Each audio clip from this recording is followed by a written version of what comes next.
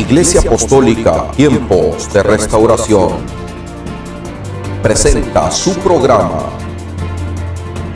Tiempos de Restauración, restaurando los valores de la familia conforme a los principios de Dios. La realidad es que este mundo cada día va de mal en peor porque se han olvidado de los valores y principios de Dios en nuestra sociedad. Por eso tanta violencia y corrupción, mujeres y niños maltratados, porque nos hemos olvidado de Dios. Hoy es el tiempo de volvernos a Dios.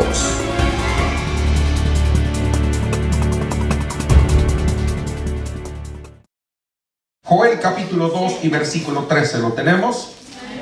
Dice la palabra del Señor: rasgad vuestros corazones, vuestro corazón, y no vuestros vestidos, y convertíos a Jehová vuestro Dios, porque misericordioso es y clemente y tardo para la ira y grande en misericordia, y que se duele del castigo. Dígale al que está a su lado: rasca tu corazón. Oremos. Maravilloso Dios, te damos gracias.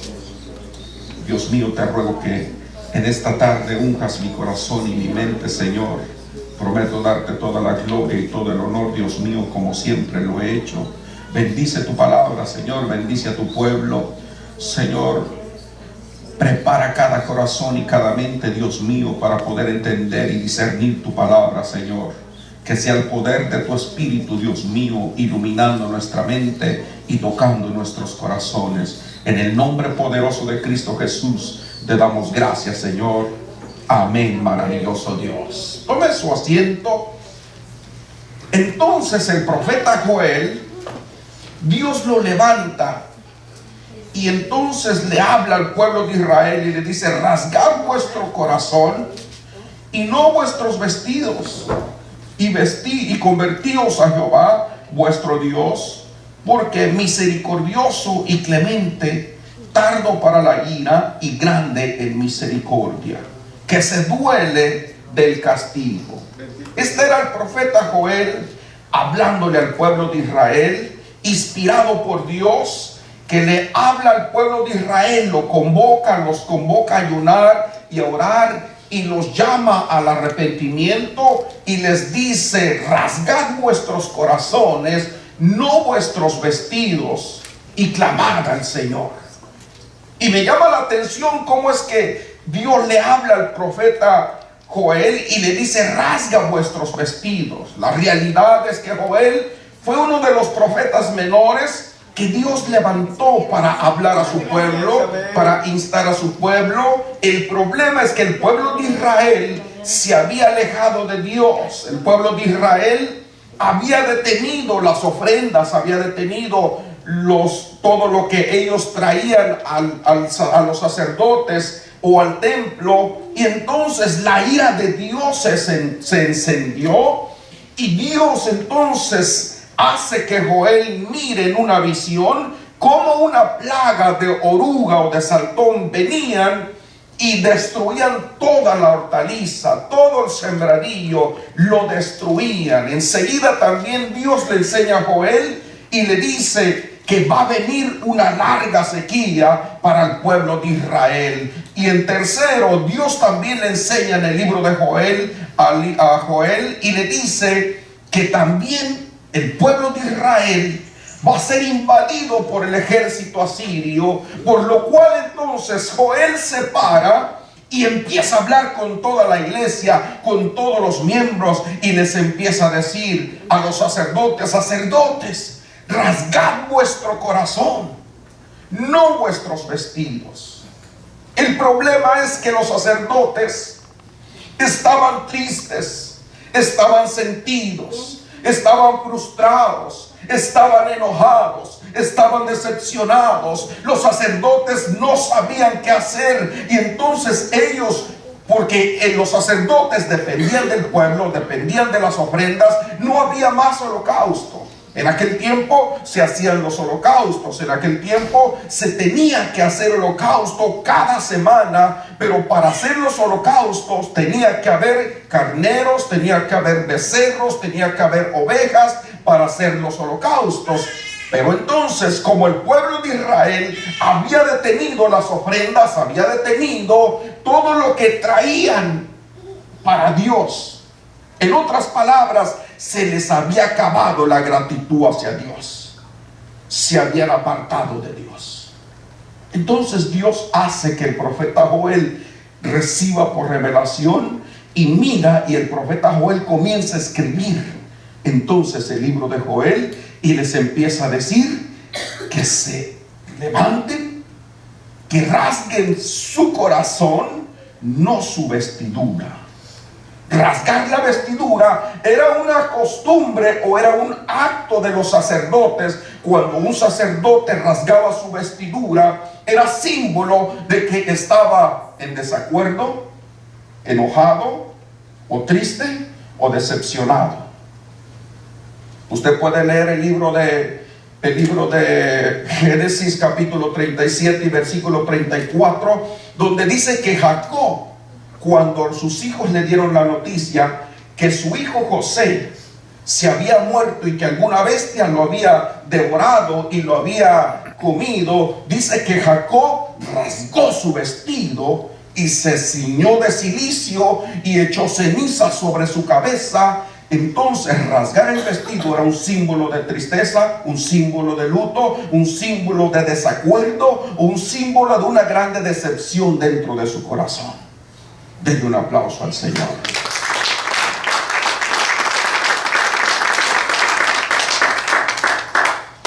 También Josué y Caleb, en el libro de Números capítulo 14 y versículo 6, dice que cuando los 2 espías fueron a la tierra prometida a inspeccionar la tierra y que vieron todo el fruto que era de buen ver, y dice que entonces cuando llegaron con el pueblo de Israel, dice que 10 de los 2 espías estaban negativos, diciendo: es que los moradores que vimos en Canaán son gigantes, son hombres grandes, son hombres que nosotros nos sentimos muy menores a ellos. Y entonces dice que cuando Josué y Caleb empezó a escuchar lo que estos 10 espías estaban diciendo, dice que Josué y Caleb rasgaron sus vestidos. O sea, rasgar sus vestidos era un símbolo de decepción, era un símbolo como de que hasta aquí llegué. Yo creo que si Josué y Caleb hubiese sido mexicano, hubiese hecho un acto como: ya me cansé, hasta aquí llegué, hasta aquí se acabó todo.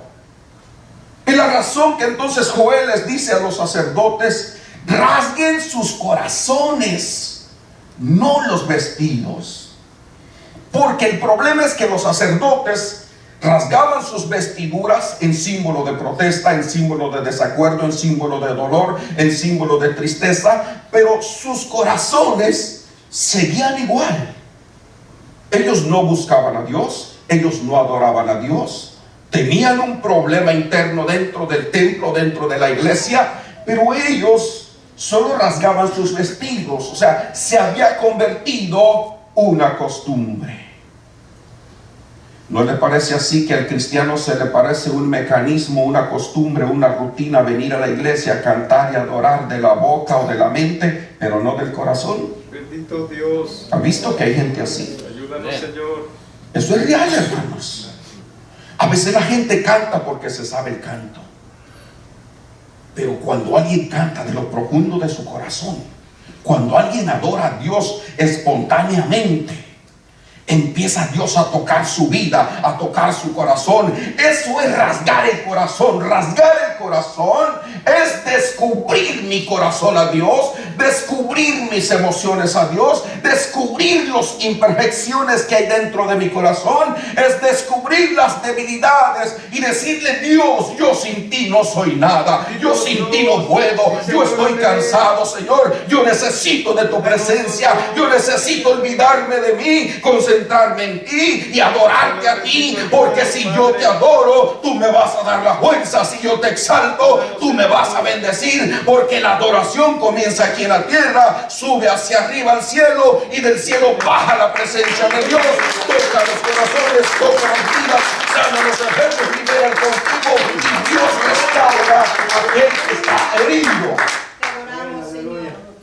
razón que Joel le dice al pueblo de Israel: no rasgues tus vestidos, rasga tu corazón. Los sacerdotes tenían dificultades, pero ellos, en vez de rasgar su corazón, ser sinceros, no se quebrantaban, no se humillaban, no se rendían. Y le he titulado este mensaje: la adoración que libera. ¿Saben, hermanos, qué es adoración? Adoración viene del lenguaje griego, que es proskuneo, pero su definición es postrarme de rodillas. Y dos, es rendirme. Rendir mis emociones, rendir mis sentimientos, rendir mis problemas. Es decir, Señor, ahí está todo. Bendito Dios y Señor. Y tres, es olvidarme de mí y solo concentrarme en Él. La adoración es un momento clave. Dígale al que está a su lado: la adoración es un momento clave. ¿Sabe que yo cuando estoy adorando, yo ni quiero ni que me vengan a decir nada, ni que me digan nada, ni que me perturben? Porque para mí ese es un momento cumbre. Es un momento de guerra. Es un momento de victoria. Es un momento donde Dios me está iluminando, donde Dios me está revelando. ¿Sabían ustedes que la mayoría de mensajes que yo predico nacen en 20 minutos de adoración? Aleluya. Un versículo, una palabra, una frase, eso me retumba en el oído, y salgo para afuera, lo escribo esa frase, y Dios empieza a bombardear mi mente, mi corazón, y me empieza a hablar, y ahí nacen los mensajes, porque en medio de la adoración Dios le va a revelar a usted algo poderoso. Dios le puede libertar, Dios le puede sanar, Dios le puede restaurar, Dios puede sanar enfermos en medio de la adoración. Porque la adoración es recíproca. La adoración comienza aquí. Pero este es el problema. Joel les dice a los sacerdotes, y a mí me llama la atención cómo en el libro de Joel se centra en el pueblo, en los sacerdotes y en los ministros. ¿Por qué? Yo tengo preguntas y yo digo: ¿por qué? ¿Sabe por qué? Porque los sacerdotes y los ministros dependían en ese momento de las ofrendas que el pueblo les traía. Porque ellos se dedicaban 100% a adorar a Dios, a hacer holocaustos para Dios, y solo estaban rendidos a la obra de Dios. Pero cuando el pueblo se alejó y cuando el pueblo detuvo sus ofrendas, ¿sabía que eso es muy peligroso? Bendito Dios. Detener las ofrendas. Ellos detuvieron el carnero. Ellos se les hizo pesado. No, ¿yo por qué voy a llevar este carnero si es mío? ¿Yo por qué voy a llevar esta becerra si es mía? ¿Yo por qué voy a llevar esta oveja? ¿Es mía? ¿Yo por qué voy a llevar estos granos? Son míos. Porque las ofrendas derivaban granos, trigo, aceite, mirra, olivo y de muchas cosas más. Todo lo que era grano, todo lo que se cultivaba. Lana, también llevaban lana de oveja, porque en aquel tiempo era uno de los comercios que se estaba aflorando, que se estaba dando. Entonces, pero llegó el momento que el pueblo de Israel detuvo todo eso. Se enfriaron y se alejaron de Dios. Y por esa razón, cuando usted tenga tiempo, lea todo el libro de Joel. Y usted hace un análisis, un exégesis, y se va a dar cuenta cuáles son los patrones. ¿Por qué Dios habla juicio? Ira. Por causa que el pueblo de Dios se apartó de Dios, detuvo las ofrendas e hicieron su corazón duro.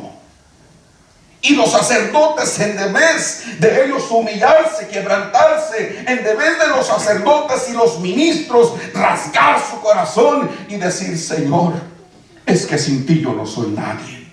Señor, es que mi vida depende de ti. Mi salud depende de ti. Mi trabajo depende de ti. Señor, mis fuerzas dependen de ti. ¿Qué hacemos, Dios? Ellos lo que hacían, rasgaban su vestidura y la agarraban con la gente. Y Dios no trabaja así. Ellos tenían que amar al pueblo así. Tenían que quebrantar su corazón, primero ellos y luego la gente. ¿Ha escuchado usted que la Biblia dice que el juicio comienza por casa? Así es, amén. El juicio comienza por casa. Así Denle un aplauso al Dios, Señor. amén.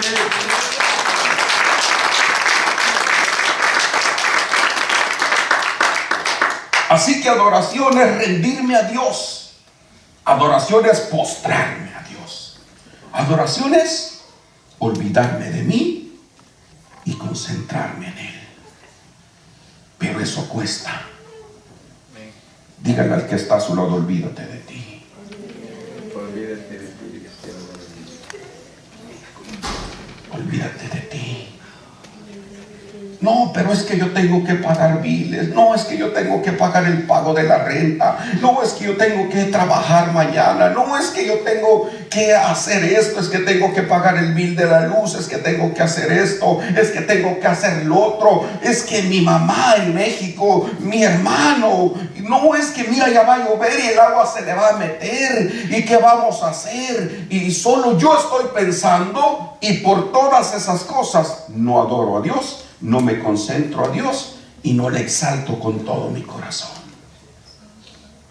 No, pero es que yo sí quiero adorar al Señor, pero es que lo que me han hecho no tiene perdón. Sí, así pasa. O sea, olvidarse de uno. O sea, olvídate de ti. Solo concéntrate en el Señor. Si yo les contara mi vida y todo lo que yo he pasado, los tendría llorando a todos aquí. Los tendría llorando, hermanos. Yo he sufrido y he pasado lo que usted no tiene idea, lo que usted no se imagina. Desde niño, cuando nací, imagínense, nací sin padre. Yo no conocí a mi padre hasta los 16, 14 años. Nunca lo vi. Nunca me llevó un par de guaraches. Nunca me llevó un dinero. ¿Sabe que cuando yo era niño, anhelé una vez tener una mochila de libros de esas de piel que salieron en el DF? Me acuerdo que mis primos pues tenían su papá y les llevaba del DF una mochila de libros como de cuero, era como de cuero, se la colgaban atrás, se miraba bien bonita. Y ellos se burlaban de mí porque, ¿sabe qué era mi mochila? Un bulto de fertilizante de ese que tira al maíz. Solo lo cortaba por la mitad, le ponía una roca aquí, otra aquí y una cuerda así. Ahí tenía mis libros yo. Pero si yo les contara toda mi vida, ustedes tal vez se pondrían a llorar, queridos hermanos. Pero uno tiene que olvidarse de uno. Uno tiene adoración, es olvidarme, es postrarme, es rendirme, olvidarme de mí, sacarme de mí, que yo tengo problemas, esto y lo otro y lo otro. La Biblia dice buscar el reino de Dios y todo lo demás va a venir por añadidura. O sea, busca al Señor, encárgate de la vida del Señor, adora al Señor, exáltale. Cuando tú le exaltes, entonces va a hacer lo que nosotros nunca hemos podido hacer. Amén. Mire lo que dice el libro de Apocalipsis capítulo 1 y versículo 10. Apocalipsis capítulo 1 y versículo 10.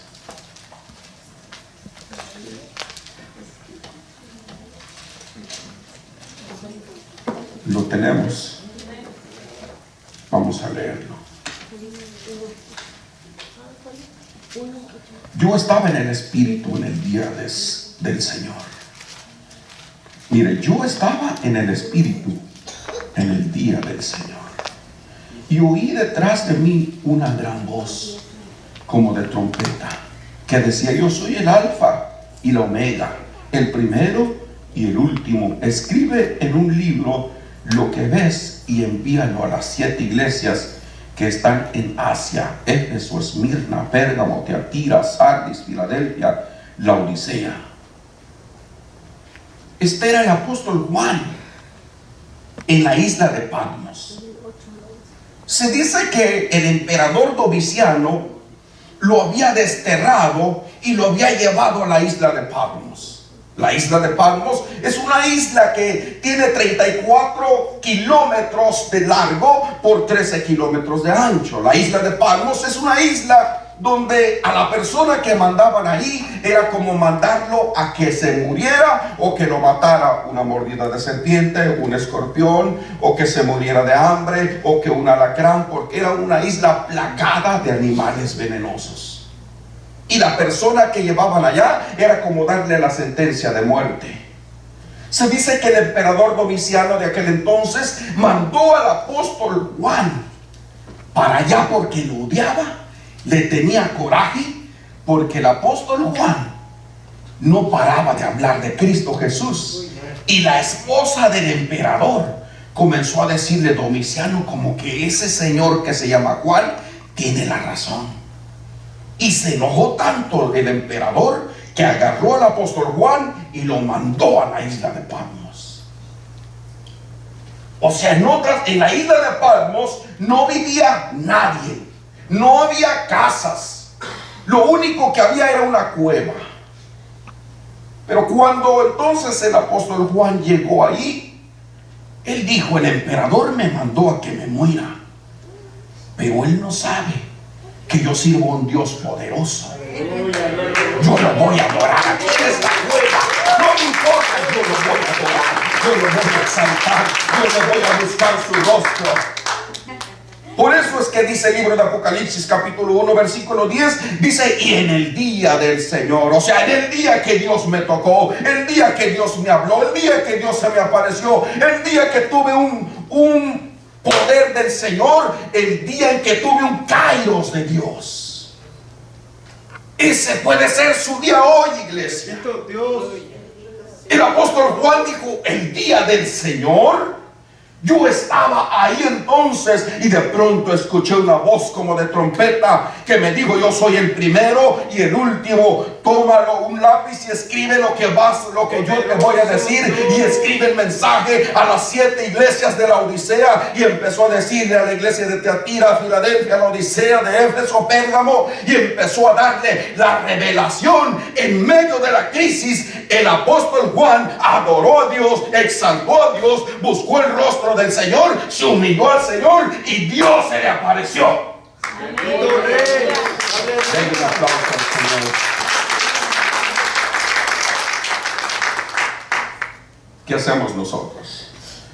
Cuando nos viene el problema, en vez de adorar al Señor, nos ponemos enojados, nos frustramos, empezamos a decir y a pensar que Dios no me ama, que Dios no me escucha, que Dios se olvidó de mí, que Dios no es justo, Dios es injusto, Dios no es real. Porque eso pensaba yo. Bendito Rey. Yo pensaba que Dios no era justo, yo pensaba que Dios era injusto, yo pensaba que Dios no era real, yo pensaba que Dios no me escuchaba. Pero si estoy aquí con vida, es porque Dios me escuchaba, es porque Dios me amaba. Si usted está aquí todavía, es porque Dios le ama, es porque Dios le escucha, es porque Dios tiene un propósito con su vida. Y aunque todavía no pase lo que usted quisiera que pasara, no determina que Dios no le escucha, que Dios no le ama. Lo que necesitamos que hacer es ponernos y postrarnos a Él. Amén. Eso es lo que necesitamos hacer. Pero ese es el problema. ¿Sabe cuánta gente, en vez de rendirse a Dios, se aleja de Dios? Yo conozco mucha gente, hermanos, pero mucha gente. He hablado con mucha gente por teléfono. Ni los conozco, pero me hablan por causa del programa. Los ministro, hablo con ellos, oro por ellos y les digo lo que tienen que hacer. El apóstol Juan, en vez de ponerse a renegar, él bien puede decir: Dios, ¿por qué estoy aquí si tú Yo hablé tu palabra, hice lo que me dijiste, caminé contigo, Jesús. Recuerdo cuando estábamos en el mar de Galilea, Señor Jesús, y entonces tú viniste ahí. Recuerdo, yo vi a Pedro, Señor, cuando tú le dijiste, ven en medio de la mar, y Pedro salió caminando en medio de la mar. Señor, ¿y por qué te has olvidado de mí? Bien podía Juan empezar a renegar, pero él a adorar a Dios. Dígale al que está a su lado, adora a Jesús. Eso dice: yo estaba en el Espíritu en el día del Señor, y oí detrás de mí una gran voz como de trompeta que decía: yo soy el Alfa y el Omega, el primero y el último. Escribe en un libro lo que ves y envíalo a las 7 iglesias. O sea, Dios todavía le estaba diciendo: mira, Juan, aquí te enviaron para que te mueras, pero tú todavía tienes un mensaje que dar. Sabe que muchos de nosotros pensamos que ya es la última historia de nuestra vida, y pensamos que ya hasta aquí llegué. Yo recuerdo hace como 1 año, 2 años, cuando me enfermé, fui al hospital una vez y me dijeron: tienes, creo que cáncer en la próstata. Y me dijeron: tienes estos síntomas aquí, aquí, te duele aquí, sí me duele aquí, te duele acá, sí también, te duele aquí, sí también me duele. Esos son los síntomas de la cáncer en la próstata. Hombre, me fui llorando. No dormía en las noches. Ya hasta pensaba: ¿a quién voy a dejar enfrente? ¿Quién se va a quedar? Tiene que ser alguien que saque chispa. Tiene que ser alguien pues que busque al Señor. Tiene que ser alguien que ame a Dios. Tiene que ser alguien que ame al prójimo. Tiene que ser alguien que sabe perdonar. Tiene que ser alguien que sabe olvidar. Tiene que ser alguien que no guarda rencor en su corazón. Tiene que ser alguien que no se enseñorea del poder o de la autoridad. Y yo empecé a llorar y empecé a decir: Dios, creo que hasta aquí llegué, pero todavía Dios un día me dijo: todavía tienes un mensaje que dar. Poderoso Dios, sí, Señor, amén. Así muchos de nosotros, hermanos, y algunos de los que me están viendo piensan que se van a morir, que hasta aquí llegaron, que fue la última historia de su vida. Pero quiero decirte que no es la última historia de tu vida. Solo adora a Dios, exalta a Dios, ríndete a los pies de Cristo, busca al Señor, apártate de